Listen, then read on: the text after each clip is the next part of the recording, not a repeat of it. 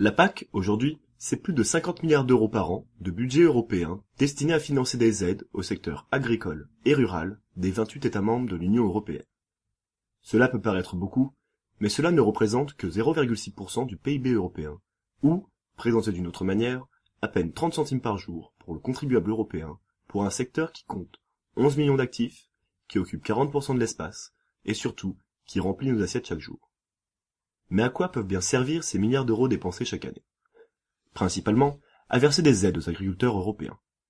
80% de cet argent atterrit directement dans la poche des agriculteurs, de façon quasi automatique, en fonction de la surface agricole qu'ils exploitent. Ces aides sont présentées comme des soutiens aux revenus. Mais pourquoi les revenus des agriculteurs doivent-ils être soutenus? L'agriculture est-elle une activité à part? Penchons-nous un peu plus près sur les conditions de la production agricole. Pour produire, l'agriculteur a besoin de terre, de sols fertiles de préférence, et d'eau. Ces ressources ne sont pas illimitées. Dans certaines zones, il y a une véritable concurrence car les espaces urbanisés s'agrandissent. Les terres agricoles de bonne qualité sont donc chères. Un exploitant agricole a aussi besoin d'investir pour acheter du matériel, des tracteurs ou encore des bâtiments d'élevage. De plus, c'est une activité risquée. La grêle peut détruire une récolte en quelques minutes. Il faut lutter contre les attaques de parasites et d'insectes, faire face à la sécheresse ou aux inondations. On n'est jamais sûr jusqu'au dernier moment de ce qu'on va récolter. Il faut aussi s'assurer de vendre sa production. Les prix fluctuent. Par exemple, si l'année a été bonne, les prix risquent de s'effondrer. Quand on a des silos pour stocker, on peut attendre que les cours remontent. Mais quand il s'agit d'abricots ou de lait, il faut les vendre vite, même si les prix sont trop bas, ou alors les transformer en compote ou en fromage pour les stocker. L'agriculture est donc une activité qui exige d'immobiliser beaucoup de capital par rapport aux revenus générés, et ce revenu est loin d'être garanti. Les agriculteurs dénoncent aussi très souvent la faiblesse des prix de vente de leurs produits. Ils se plaignent de la concurrence mondiale, du blé russe, du vin argentin, ou encore des fraises marocaines, moins coûteuses à la production que leur équivalent européen. On a observé pendant longtemps une tendance à la baisse des cours mondiaux, car l'offre agricole a augmenté plus vite que la demande solvable. Cette baisse des prix force les agriculteurs à économiser sur leurs coûts de production, bref, à tout faire pour augmenter leur rendement. Cette course à la productivité passe le plus souvent par un élargissement de la taille des exploitations, par l'usage intensif d'intrants chimiques et par une spécialisation des productions dans certaines régions. Le porc en Bretagne, le lait en Normandie et les céréales en Île-de-France par exemple. Cette intensification a des effets néfastes sur l'environnement et se traduit souvent par une qualité gustative moindre et une perte des produits traditionnels et de terroir.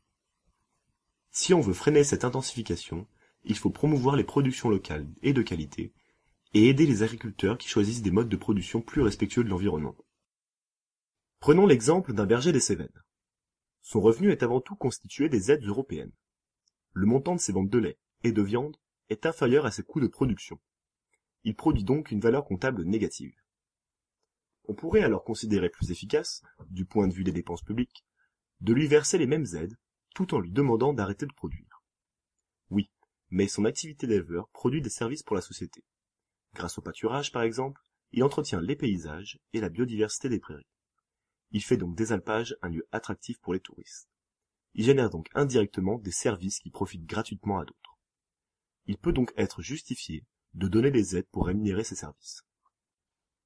L'autre solution serait évidemment que les consommateurs acceptent de payer plus cher pour les produits agricoles locaux et garants d'un mode de production préservant les services rendus par l'agriculture.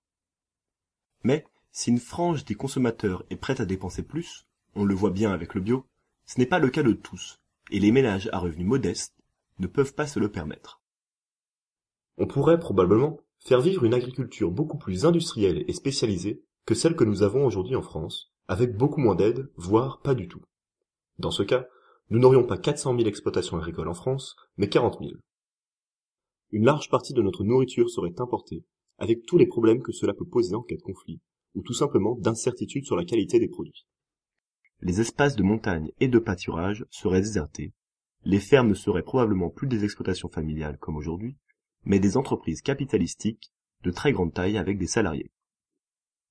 Ce serait un modèle très différent de celui qui prévaut aujourd'hui en Europe. On économiserait des aides, certes, mais on perdrait aussi beaucoup en qualité de vie.